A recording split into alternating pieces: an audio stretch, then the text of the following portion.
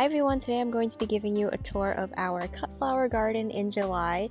As you can probably see, it is really lovely and beautiful. Almost the entire garden is in bloom right now, which is really wonderful. Please excuse all of the weeds. It is that time of year where everything's going crazy and I have kind of been neglecting things, but we're just really busy dealing with the vegetables this time of year, so I haven't actually been picking too many flowers this year, unfortunately, but they still have been very nice to look out at. This first little patch in the front here is so crazy and colorful. I have a bunch of different zinnias.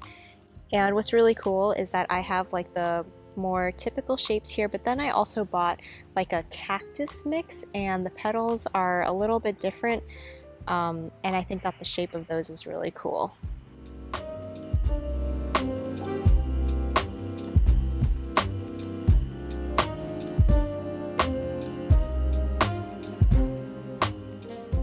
But I just love how bright and cheery all of these flowers are.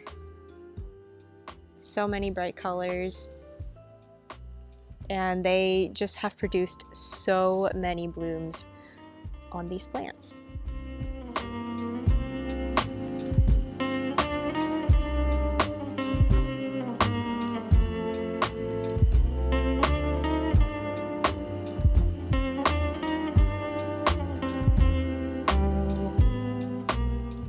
Actually, right in front of the zinnias, I have a little patch of some grasses. I have some frosted explosion grass, which is starting to form its seed heads right now. And this is the part of the grass that you would cut, and it just makes for such an interesting little filler. If you can see those little like firework type forms of those branches. It's really cool. My bunnytails grass still is not really doing anything. This is my second year attempting these and I have yet to really get any seed heads from them. So we'll give it a little bit more time, but if they don't produce anything this year, then I probably won't grow them again next year. Next I have some amaranth, and I actually just cut a couple of these seed heads to dry so that I can save the seeds and feed them to our chickens over the winter. But you can see these really huge droopy seed heads with this beautiful hot pink color. It is so cool. Such a unique plant. I don't think there are any plants that are like this. It's so cool. I also have an orange variety here as well as a green variety. And if you can see all of these little seeds forming in here, those are amaranth grain, and it is edible if you want to go through the process of getting all of the chaff out, but personally I don't really want to go through that process, which is why I just feed it to our chickens. Next we have some cosmos that have just started blooming, although you can kind of see that this area here, because we've had so much rain, these plants that get really tall and heavy, they've started to kind of fall a little bit, so they're not really standing as upright as I would like them to. But anyway, I have some Seashells Cosmos that are blooming here. You can see the fluted petals on those that are really cool.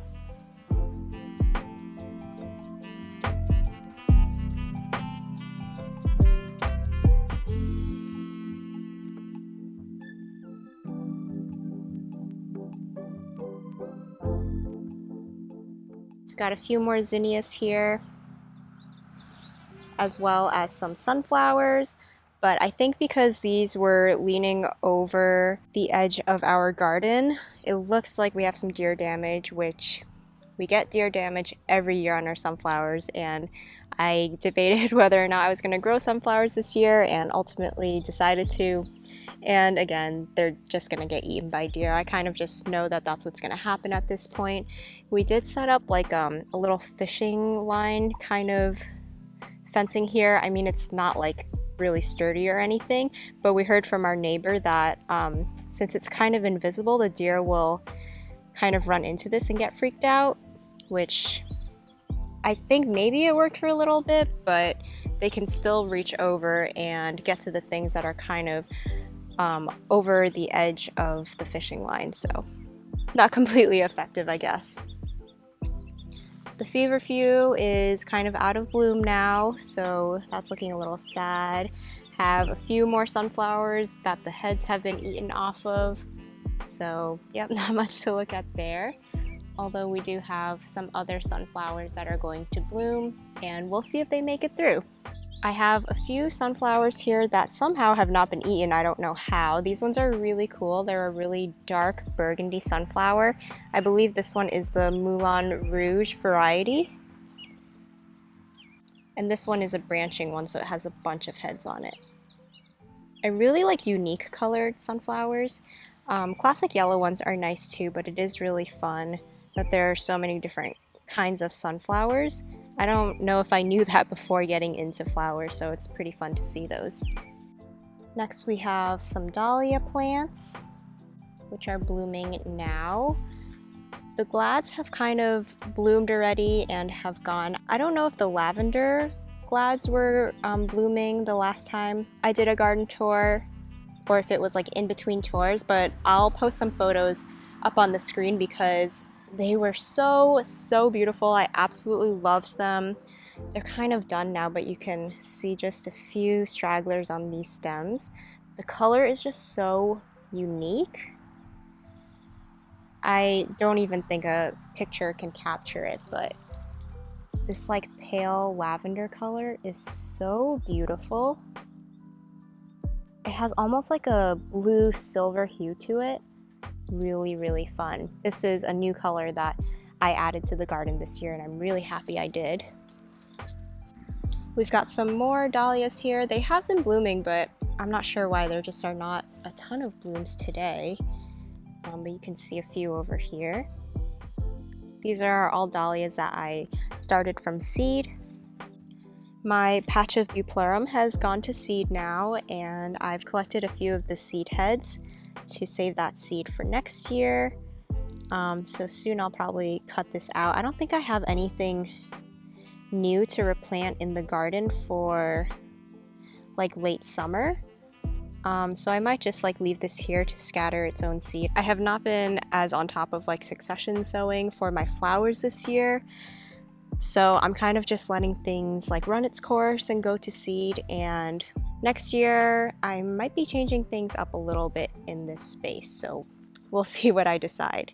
But anyway, I have my foxgloves that seed heads are starting to dry up now. And then here I have some Sahara Rubecchia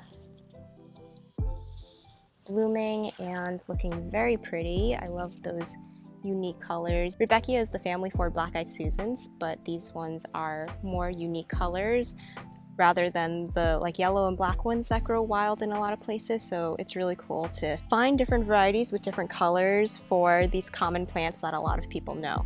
I think that's a really fun part of growing flowers. Then I have some Majestic Hissa plants looking so tall and lovely. They're almost like a shrub. They are just so tall. Ton of bees and movement on them. Actually, we've noticed this year that hyssop has been a really big attractant of Japanese beetles. So you can see a few over here, but usually at night we'll pick like hundreds off of this little cluster of plants, which is not the worst thing in the world, because if they're going to be on our property, I would rather them like be all on one place so that we can pick them very easily rather than being like in our fruit trees. So I'm not even that mad about it.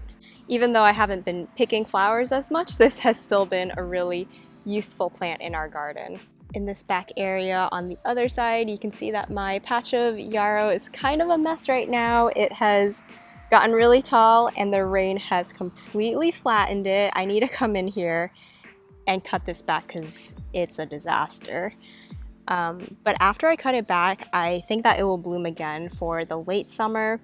And you can kind of see that even within all of the fallen branches, it's still starting to like grow some tender new shoots from the base. So I think once I just cut off all the stuff on top, we will get at least one more bloom out of here. Next, I have my patch of Snapdragons that are kind of in between blooms right now because I hadn't picked a ton of them and then all the blooms were spent. So I came in here the other day and you can see I deadheaded a lot of these plants. So you can see I just cut back all of those spent blooms. So I'm hoping that they will rebloom soon. So yeah, just kind of in between right now, but I'm hoping that we get another flush.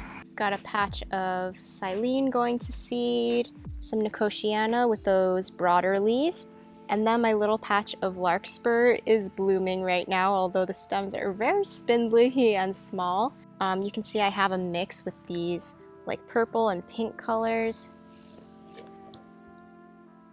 They're very pretty. I just wish they were a little bit taller, but that could just be because I didn't add compost to this bed, so maybe there's not enough nutrients in the soil for them to grow bigger, so totally could be on me. Then I have a little mishmash of plants here. I have firstly some Yarrow, which is blooming now. I really love this flower. I believe it's a wild carrot or in the same family. So pretty. I love the kind of like umbrella shape of the flower heads. Ooh, do you see that dragonfly there?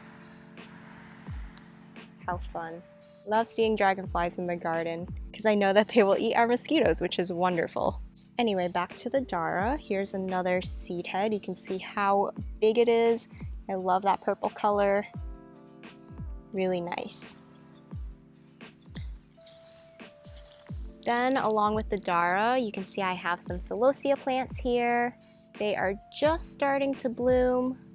You can see those really bright blooms, some golden yellow and also some hot pink. Here's a hot pink one that is blooming. They look small now, but they will get bigger once they have a little bit more time, and they're loving the summer heat. I've got some Bupleurum here. This is my spring planted Bupleurum, so it is blooming now while my fall planted ones in the back are dead. My Gaillardia is almost done blooming, but you can see how fun those spent flower heads look still. I think they are so fun. They just look like little pom-poms. Very attractive plant, I think, in pretty much like all stages of growing.